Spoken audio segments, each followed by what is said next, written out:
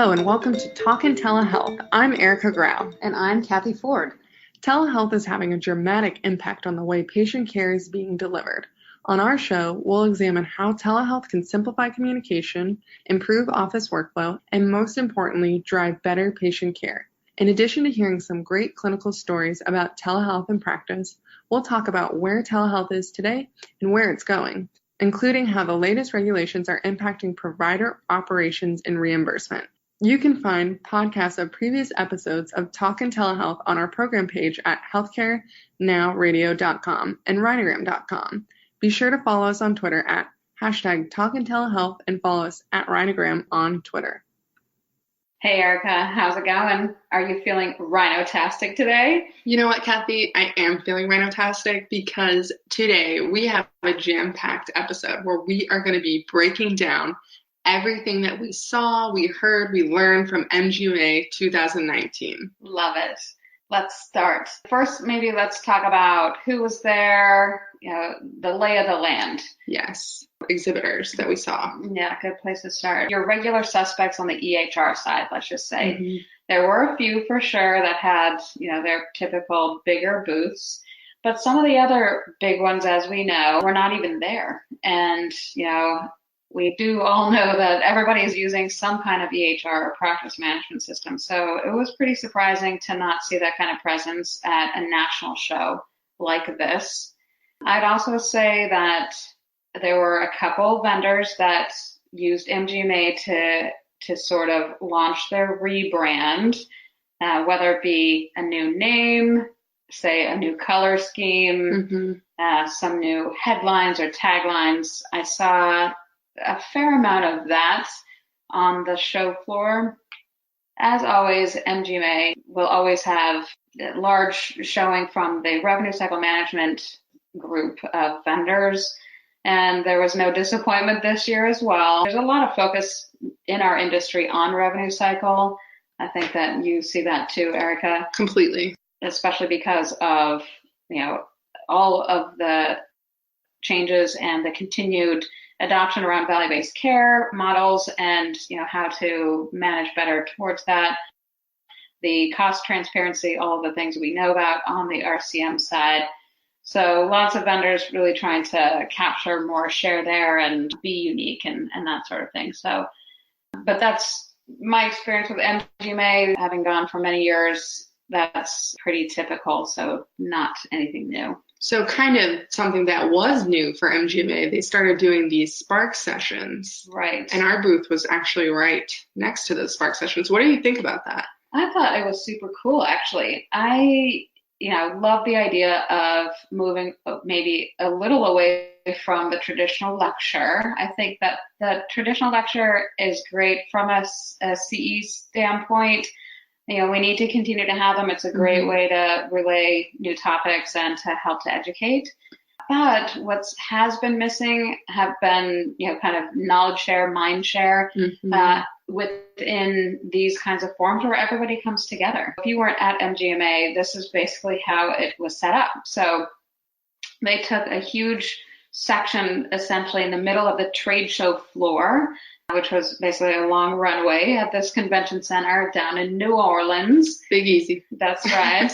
And they had these, they kind of cornered it off. So it was like a set of pods essentially that would hold anywhere from 10 to say 25 people with a moderator. And they were running say 4 or 5 of these about at the same time. And then they also had some individual or some smaller group setting, say, venues within this big section.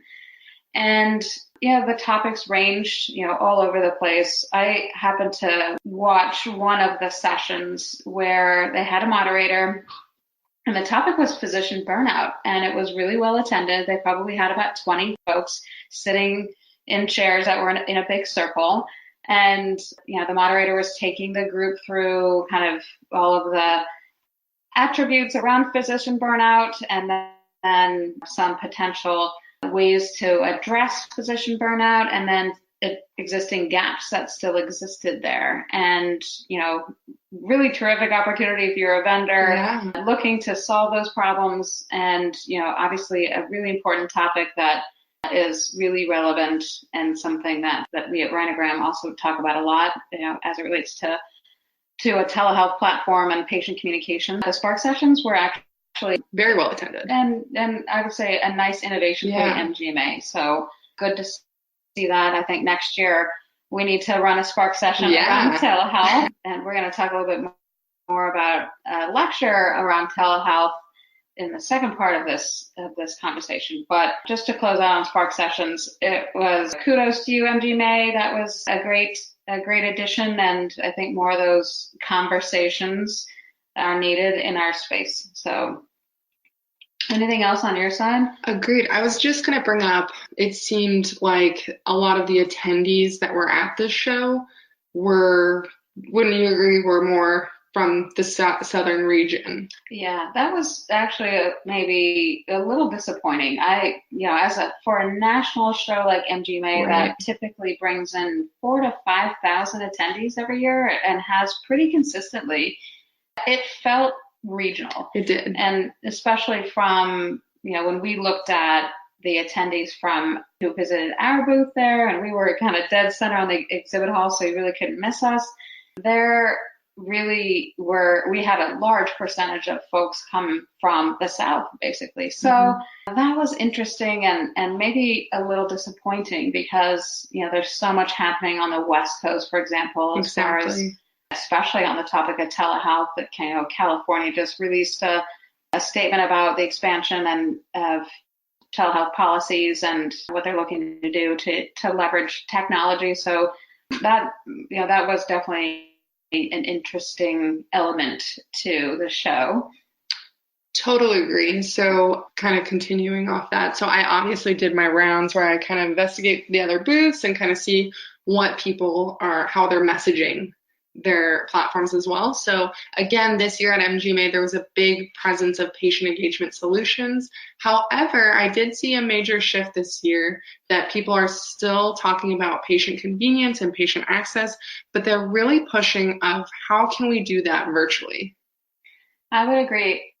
I was actually pleased to see that virtual visits were a part of some of the vendors' narratives, their headlines, which is great.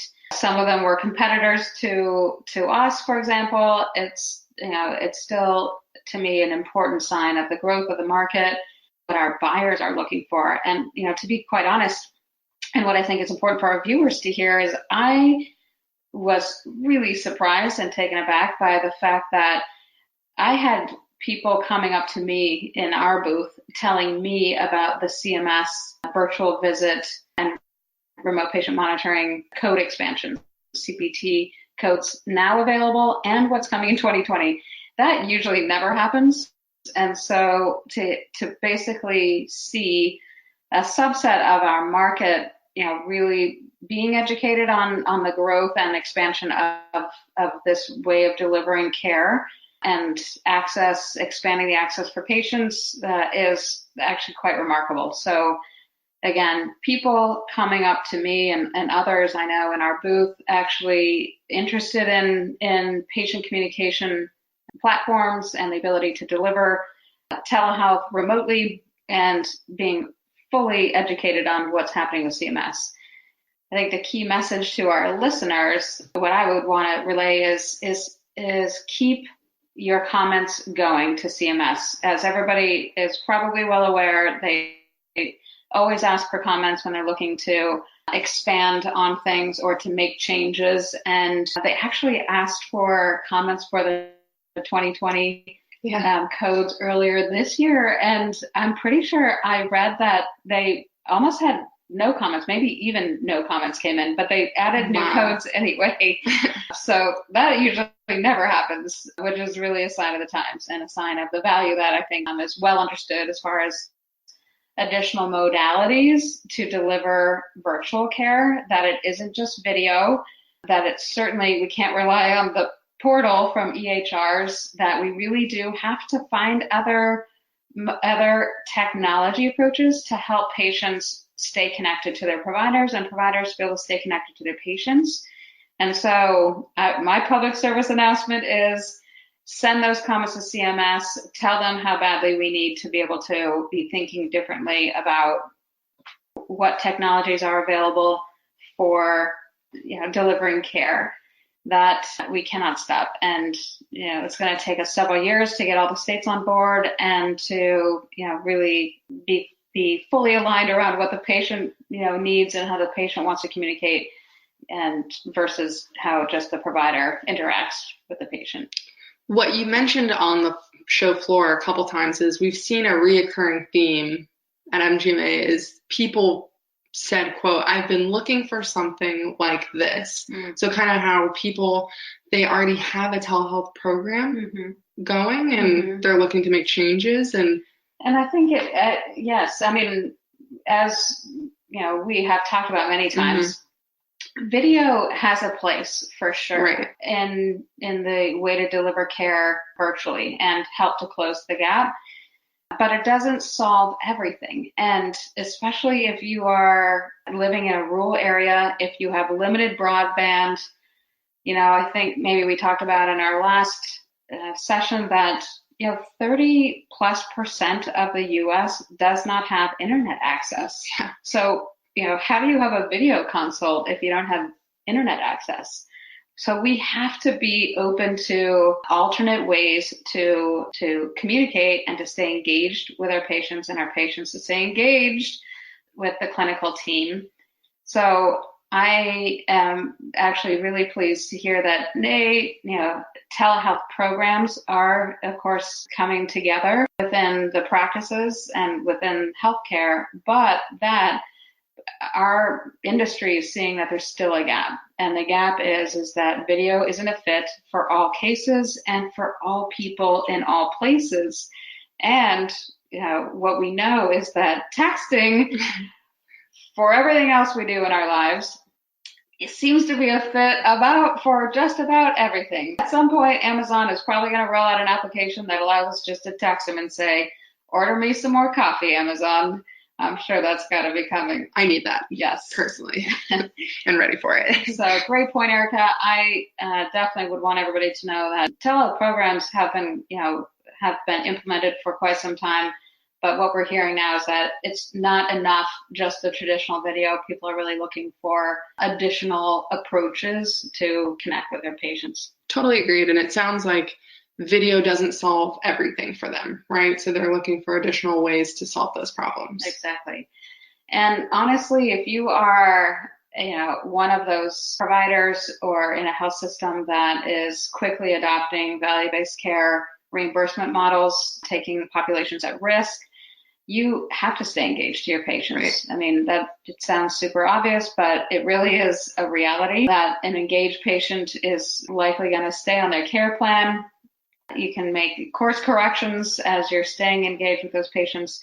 It's also a super way to differentiate yourself in a market. I mean, we have had many conversations and have clients that are in the OBGYN field, and to be able to proactively be in touch with your high-risk pregnancies is something that has been a game changer for many of those facilities.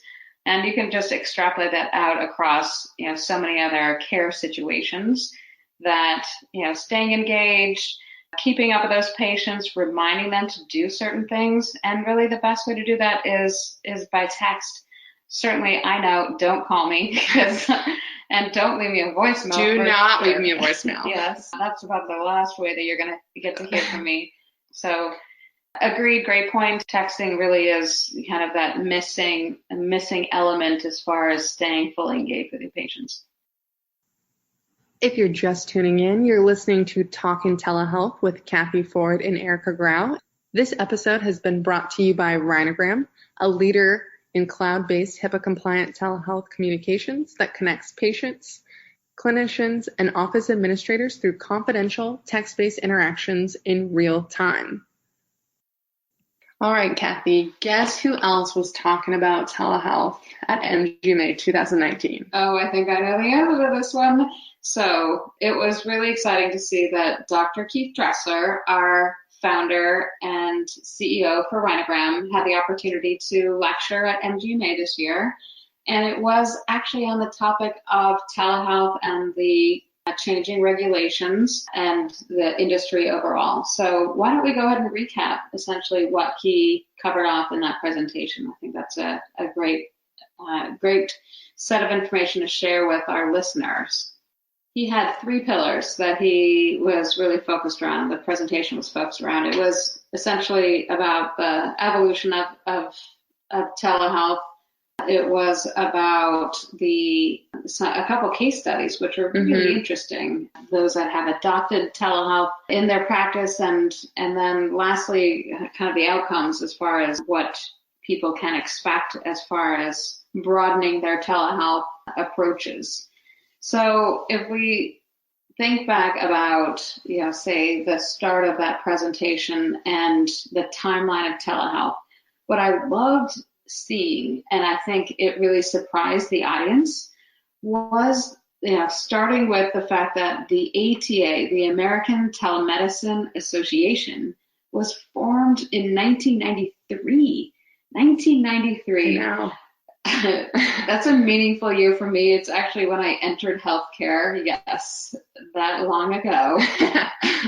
But it's amazing to me that the ATA was formed that long ago, and yet telehealth has evolved only really recently or relatively recently within our space. And so it does really speak to how innovative and forward thinking, let's just say, the ATA and the creation of it was. Interestingly enough, seeing that CMS began paying for consults in 1999, and that we were only really video only, in the 2000s. And then finally today, we know that asynchronous technology is available and supported.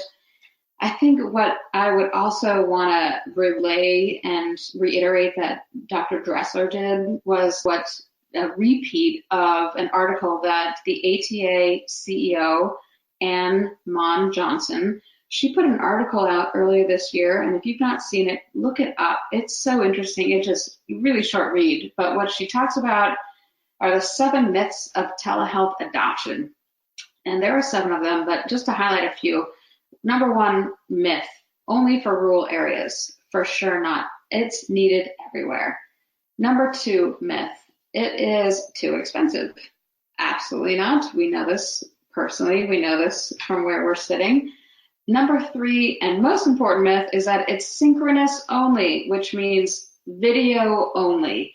Synchronous, asynchronous, know the terms. Asynchronous means non-video or non-real time. So that is text messaging, that is store and forward, and some other methods. So that really, you could see the audience's reaction. You could hear it actually, the surprise and, where we're at from an education standpoint. So really great coverage and expansion and conversation around what it means to move from a pure video environment onto, or out to, I should say, using a modality like texting. What I loved was his second objective, was talking about these case studies. I think that really resonated with the audience, and seeing how they could actually apply that to their own workflow. And relate. Exactly. For practices to see the growth that they could get so quickly, I think really resonated with people.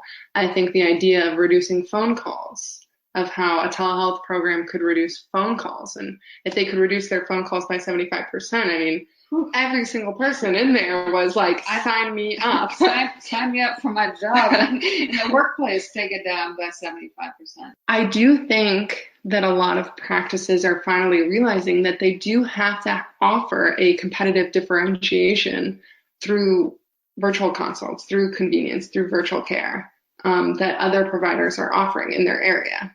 What I think really resonated with people, we actually had a ton of pediatrics groups in the audience. Yeah, I would totally agree. It was interesting to see how there were pediatric groups, but there's certainly a variety of specialists in the 100+ folks that were sitting in the audience. When he went into the details on the sweetgrass pediatrics, some of the points were fascinating. So the idea of sick babies getting care at home instead of waiting in the waiting room. Yeah, that was actually a big aha. A lot of people nodding their heads, a lot of people actually pulling out their cell phones and taking pictures of the slides, which I always find fascinating. Mm-hmm. I think another point that really resonated with them was the idea of parents getting responses in minutes as opposed to hours, because obviously this is a text-based solution. Right. Not having to deal with the voicemail and the callbacks, and a nervous parent is really just one of the worst case scenarios when you have a baby that might be sick. Exactly. So another thing that I obviously want to plug is if you want to download any of the case studies that we talked about during this presentation, those are obviously available for download on rhinogram.com on our resources tab. He really finished up, I guess, the presentation summarizing the financial results. The reality is we all know that money is an important part of this equation in healthcare. And the great news about the adoption of additional modalities in healthcare is the fact that there's payback. What he highlighted, the payback comes in 3 different ways. First one is in patient acquisition increase. So how do you get new patients? If you can enable new patient prospects to reach out to you in a very convenient way and get a response in a relatively quick manner, then you're likely going to acquire that patient. So if you could see somewhere between 10 and 30% increase in new patients, you're winning. Second element of the results of this kind of adoption is retention. Retention is realized through both virtual visit opportunities, and of course there's reimbursement there, but also through the convenience, as we keep talking about, and patients feeling like they're getting the best access when it makes sense in the way that they want it. And of course they're going to tell their friends, and that's what you want. Good reviews. And then lastly, the efficiency side of things. So the fact that staff can see 1 to 2 hours of efficiency return to them is huge. We would all like that. I would love to see 2 hours extra return to me a day so I can focus on higher value tasks. He spent quite a lot of time actually going into details around how a platform that gives you that kind of functionality is the name of the game and how you're going to win in the future.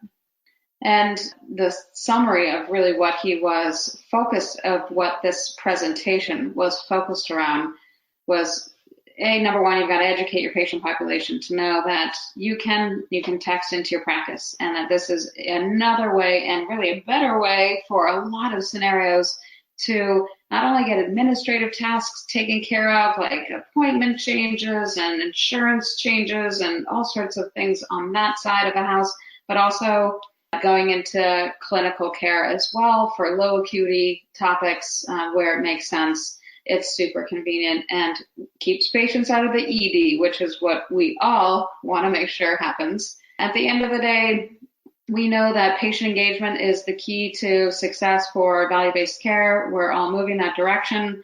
We know it. And so what better way to stay engaged but to do so in the way that we all want to be communicating with everybody else in our lives, which is texting. And that's really how he wrapped it up and kind of helped everybody to start thinking about that approach to care. And that is a wrap on our recap of MGMA 2019.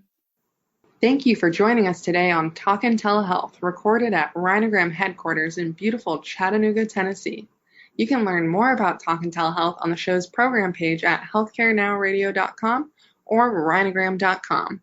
Find us on iTunes under Healthcare Now Radio, or tune in Monday through Friday and listen through your smart speaker by asking, "Play Healthcare Now Radio." Be sure to connect with Rhinogram on Twitter, Facebook, and LinkedIn. We'd love to hear from you.